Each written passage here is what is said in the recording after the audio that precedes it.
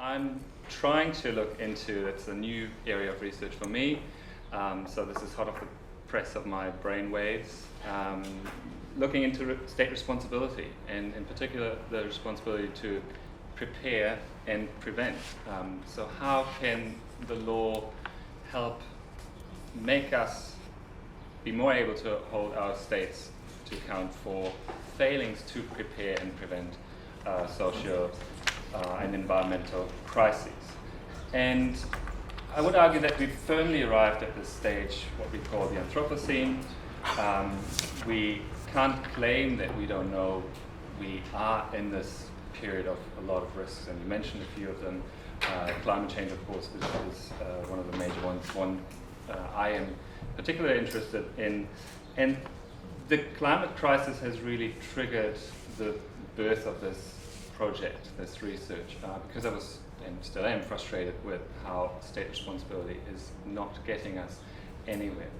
So what I'm trying to do with this research is help law shape, change the language, change the narrative to be able to bridge the gaps we have between knowledge and action, and the gap between inaction and responsibility. So that's really at the core of why I want to do this research. I think the knowledge we have about climate and potential future pandemics, it's there. We know enough to act more. We know enough to be better prepared. But what is missing is this legal normative framework to actually make states act responsibly. And state responsibility has, in my opinion, failed to trigger this meaningful multilateral cooperation and also meaningful preparedness at the national level.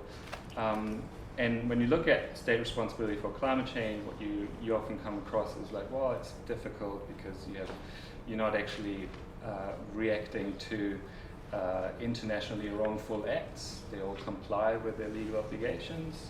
But at the same time, you have this new drive to say, well, wait a moment, why don't we look at this common obligation, shared responsibility? And it's a great idea, but I think it doesn't get us anywhere either. So we find ourselves in this middle of trying to fix the problem while we're being told this is a crisis moment, one of the many crises we have to face. And international law actually lives off crises, right? We love crises. We think we can fix them. It's sort of the oxygen for us to step on the scene and say, well, now international law can help fix it. But I think we have failed dramatically in most of human history. There are only a few examples where international law has actually managed to really change fundamentally for the better. And the underlying fabric has remained intact for the worse, I would argue. And the problem then is, how do you deal with being in this discussion? We have a crisis again, and how does law react? How do you get out of this reactive approach of law? And I hope that by looking at this responsibility to prepare and prevent, which is inherently forward-looking, it looks at how can we address potential future challenges, risks that are obviously there because we have the science that tells us they will come. How can we use this framework to get out of this reactive approach of international law? So that's one part of the research I'm interested in. Why I'm also interested in looking at state responsibility is my background is international law. I've come to New Zealand realizing that I have to add a bit of national legal background as well, and it's a great time to be an environmental lawyer in New Zealand with the RMA reform and everything that's happening. And I would argue that state responsibility sits firmly in this interface between the international and the domestic. So you have an obligation towards your own citizens to protect them, to prepare them for those crises that are obviously coming. But at the international level, it means that the international community has a responsibility to work closer together, to cooperate more proactively, forward-looking, to overcome those shortcomings we are witnessing.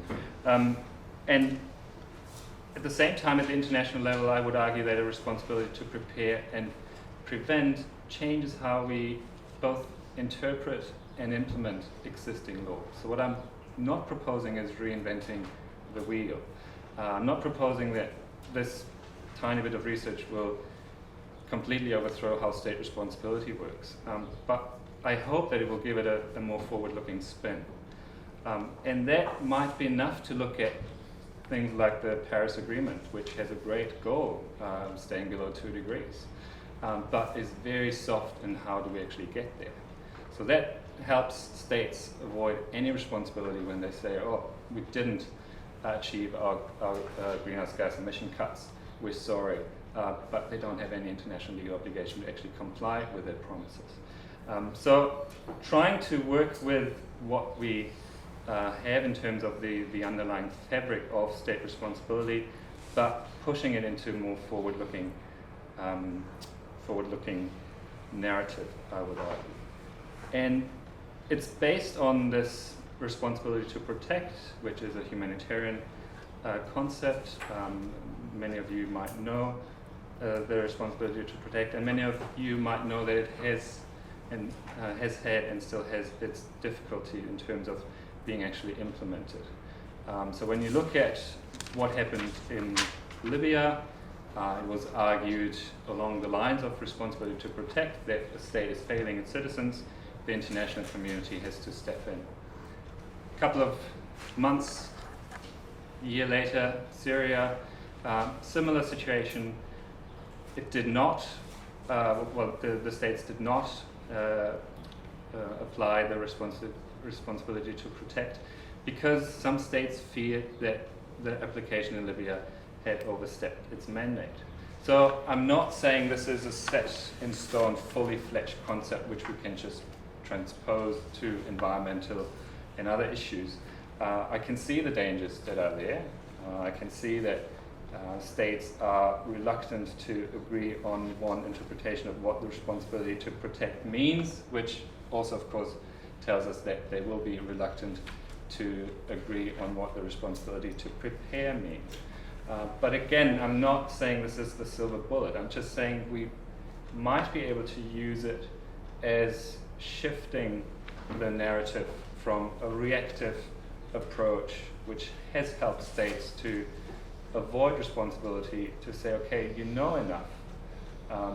We know how badly we manage our natural resources. We know that we're behind the science in climate change action, and that has to trigger some state responsibility. And with that, I wrap up and hope I get some good comments and questions for the discussion. Absolutely. Thank you. Great.